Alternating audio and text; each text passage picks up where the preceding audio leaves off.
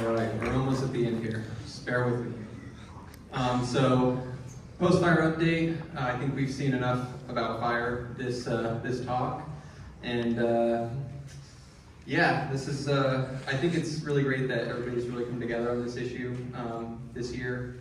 I think we're going to see some pretty cool things, and I'm really appreciative of all the people who've come before me this conference to kind of pave the way for this.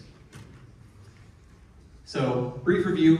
Batrachoceps are, a speciose group of Plethodontis salamanders that are in two subgenera, which we heard about from Max yesterday. And generally, the ecology of these guys is, as we know, they have low agility, strongly conserved morphology, and they're fully terrestrial. These guys are independent of freestanding water for the most part. We'll get to that later. They're also a habitat generalist, and we have a little rule for this, which is usually that there's one species per site, sometimes two, but never three. And then we have some photos here below showing kind of the diversity of habitats that Batrachoceps can be found in. On the right, we have redwood rainforest from Santa Cruz, California, and Batrachoceps attenuatus down there on the bottom. And then on the other end of the spectrum, we have this Vizcaíno desert from Baja, California, which is not a little spot you would think you'd find a salamander, but yet here they are, just crawling around in the lichen mats and little gravel bars of the desert there. And so, as we can kind of see now, there's some exceptions to these generalized rules. Some species in the genus have some pretty specialized requirements, and one of these, as we might expect, is the relictual slender salamander. I think the name kind of says it all. These guys are pretty isolated, relics, if you will. Little background on the species. Why are we here talking about them? Well, our group, which includes several people, have been working on the species since 1979. We've discovered 12 of the 13 extant populations of this salamander, and we recently produced an updated natural history for the species, which is still yet unpublished, but we hope will be up in the next couple months. So let's bring ourselves in a little bit and look at the range of Relictus. So in the red circle here, we can see the Breckenridge Mountain. To the north, you have the rest of the Sierra Nevada. To the east, you have Mojave Desert. To the west, you have the San Joaquin Valley and the San Joaquin Desert. And to the south, you have the Tehachapi Mountains and kind of the Antelope Valley down there. We can kind of see that things start to break up a little bit here as we go into the southern Sierra Nevada. There's some deep drainages, and we'll start to see that in this next slide here. So this is a little dim shading that I pulled together. All the blue here is elevations that reach over 6,000 feet in this area, and the pink circle is showing Breckenridge Mountain. And we can see, compared to its neighbors, it has very little elevation above 6,000 feet, and that'll come in important later. So if we look at this in satellite imagery, still circling Breckenridge Mountain there in red, we can see it's definitely sort of a sky island situation here we have in the southern Sierra. There are a lot of deep canyons with arid species. Most of these canyons are filled with desert reptiles that we might normally expect in the Mojave Desert or the San Joaquin Desert. And so this is kind of isolated out there. So brief history of the species. Raymond Murray first described them in 1968, and as Nick hinted at earlier today, that they were once described for all of the Sierra. Of course, we now know that they were only true Relictus, as we know them today. It was only known from 6 sites in the lower Kern River Canyon. And we can see those here. So by the early 1970s, though, these sites were no longer producing salamanders, and today we presume that Relictus is extricated from these areas. At the time, in 1979, Robert Hansen found salamanders at high elevation on Breckenridge Mountain, and they were not yet assigned. And then between 1980 and 2018, 2 additional populations were found. Now, around the 2018 time is when Relictus was formally described to just be this form on Breckenridge Mountain. And then in 2019 and 2023, when I came on the stage, we had found 10 additional populations on Breckenridge Mountain. We can see those here. And so, Batrachoceps relictus is the most aquatic Batrachoceps. And I don't say this lightly. All extant populations of this species are strongly associated with these wetland features like seeps, springs, and headwater streams. If we take a look here at this top photo, we can see a juvenile Beerlictus hanging out in this root and log mat that was in a first order stream, just kind of having a nice little time chilling in the cool water. And then on top of this, let alone it just being seeps and springs, Relictus is kind of a specialist in these areas, and it's only really found in areas of reduced flow and in contact with hypersaturated substrate. And we can kind of see this here. This is a Relictus found in a little termite burrow on a little piece of wood that had fallen into the seep. And it kind of made itself at home there, but this log right here was completely submerged at the time of finding this animal. And on top of that, in contrast to other Batrachoceps, Batrachoceps relictus is the only species that we can reliably find nests on the surface. And most of these opposition sites tend to be communal. However, in 2023, when we had a really wet year, we did note that we found more singular clutches for this species. Now, a big thing to take to note here is this is a site for Beerlictus up here. It is not very common. They're characterized by this woody debris and really marginal seep flow. And this is kind of the area you would be finding these concentrated eggs and individuals. So let's take a look at these critical habitat characteristics that I kind of hinted at. So obviously seeps, springs, and streams are important to the species, and the slow flowing areas provide a buildup of clay, sill, and heavy detritus like leaf litter and down woody debris. And we've taken to note that well-weathered woody debris are in particular really good for the species. They provide a robust community of invertebrate prey and tend to slow the flow down and allow for a diverse plant community to form, and usually are filled with extensive root structure, as we can see again down here. There are some Batrachoceps relictus kind of just hanging out in this vegetative root mat in the spring. And so why is this all important? Why are we talking about relictus? Well, the U.S. Fish and Wildlife Service recently proposed to list Beerlictus as endangered. And they cited reasons which were increased vulnerability to declines and extirpations. That's all exacerbated by climate change, catastrophic wildfires, and livestock grazing in these sensitive seep areas. Aquifer depletion is also a huge threat to the habitat integrity on the mountain, as we do have houses that are drawing from water on top of the mountain. And this all leads to a low probability of recolonization in the event of stochastic events. So as a result, U.S. Fish and Wildlife Service has proposed to citizen 4 units for the species as critical habitat.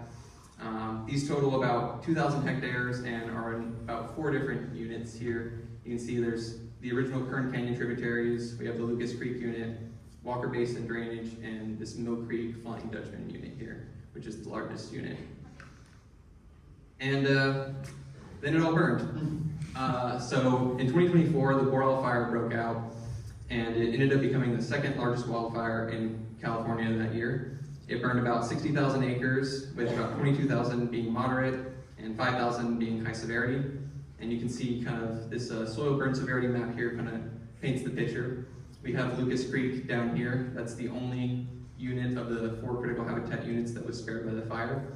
And in this area, we have 9 of the 13 sites for Beerlictus, which were mostly in this moderate to high severity range. So we're going to take a look here and do a little before and after of some of these sites. So this is a site we call Double Drop Springs. It's a site we found in 2023, relatively new site, and 2023 it was beautiful. Tons of vegetative growth, dense leaf litter. Batrachoceps relictus was having a great time here. Came back post-fire, and this is what we found. Seep flow here was always very strong, and we kind of presumed that after the fire and vegetation stopped sucking up water, that we had a big scour event. And actually, what you can't tell in this photo is that there still is water flowing here. It is now taken an underground channel through a series of root channels through here, and is actually popping up just out of frame there. And then we have Sugar Pine Springs over here. This was another 2023 site, same area. It was very productive. We had several individual nest sites found in 2023 there. And it's doing okay, but it definitely got pretty hit by the fire. We have like 90% canopy loss here, and the good news is we did find beaver lictus here post-fire, given that even though it was poor conditions and it was very hot. And then we have Barrel Springs here, a little before and after. You can kind of see that there was a ton of downweed debris here. The seep flow is what we call cryptic at this time. A lot of this downweed debris tends to suck up a lot of the moisture from the surface, and Relictus really likes that. They just love to be in that sopping wet logs. And afterwards, we have very minimal woody debris left over after the fire. Invertebrate density and diversity is really low, and the seep flow is now visible. And just a quick aside is our little title slide. Grab a female beaver lictus was found here post or pre-fire. And then we have Mill Creek. Before, this was our most productive site. Diversity of age classes was really high here, and it had a ton of downweed debris. And even though it was our most productive site, it had the heaviest impacts from OHVUs, hunters, and off-trail hikers. This was a very popular site, to say the least. And afterwards, we kind of have 90% canopy lost, but Relictus is still doing good, and the woody debris were only mildly affected by the fire. So what does this mean for the species, and what are our conservation priorities, or what should they be, rather? Well, first off, we should focus on preserving habitat integrity at sites affected by the fire. The species is again only known from 13 known sites. There are no reassurance colonies for beaver lictus at this time, and I don't think we will have any in the future, as Pleathodon salamanders are particularly hard to breed in captivity. The second thing we need to do is increase suitable habitat for beaver lictus at these known sites. A lot of these sites are only a few square meters in size, and increasing the suitable habitat at these sites would be really beneficial for this species, and that all kinds of leads us into promoting climate resilience of sites across the range. So how can we do that? Well, there's some innovative management that's been on the horizon. People have been working on this, and you might see it called like beaver dam analogs, but for the purpose of this talk, we're looking at riparian detention structures. They've been known to restore the ecohydrology of ephemeral spring channels. They reduce the stream flow velocity, which limits the erosion, which is really important for beaver lictus. We're really concerned about scour, especially after the fire. And they help retain all this sediment and allow for all this woody debris to accumulate behind these analogs. And then the other thing that we really want, and kind of lines up with our previous slide about promoting climate resilience of sites, is we want to promote surface water infiltration at these sites. We want to increase vegetation growth, and we want to have habitat provisioning. We don't want just habitat for beaver lictus, we want habitat for all things that inhabit these sites. And so, how do these riparian detention structures help? Well, one particular author in the Southwest has published more on this than anyone else, and you can find that down here, Norman. And they found that in the Southwest, decrease in peak flows associated with flood hazards, which is really beneficial for beaver lictus. We don't want them to be scoured out of these sites after this fire. And then the increase in surface water availability in ephemeral spring channels. That's super important. We need surface water for this species. They're highly aquatic. And promote vegetation maintenance and health throughout drought. We don't want these sites to dry up, and we also want to expand that. So that comes to our next point, which is they found that increased water availability up to 5 kilometers downstream of these structures. So really something to consider when thinking about beaver lictus and their limited habitat. And then what we also want to do is, in disturbed areas, we want to hopefully promote some cascade of beneficial recovery, because the species has been impacted by not only fire, but cattle grazing, OHV use, and a plethora of other things. And so, how do we do this? Well, in 2023, we learned from Kevin Swift about no big yellow toys. We don't want to do any harm, and we don't want any big yellow toys in these sensitive areas. And so that's where riparian detention structures really come in hand, is that they can be done with small crews, hand tools, and they're very low impact. The other thing on top of this is that they're very low cost, with Norman in this paper here citing that, at least in 2020, that it was $25,000 or 2,500 per hectare with the rate of 2.6 structures per hectare. Now, if we look at the 2,000 hectares of critical habitat that's been proposed, that comes out to $5 million. That's astronomical. We're not going to get that kind of funding. But if we really look in and focus at the fact that there's only 13 known sites with a total area of 1.6 hectares, this becomes a really reasonable goal to achieve. And so, kind of bringing this in, this slide is more about imagining the landscape with these structures.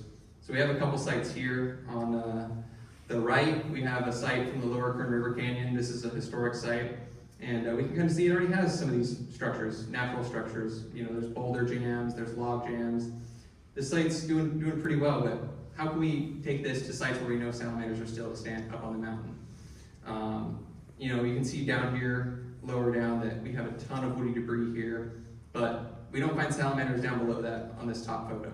And it's just because this stream channel just starts to erode a canyon as it moves down slope. And so with that, I really want to take a moment to thank everybody who was involved with this work.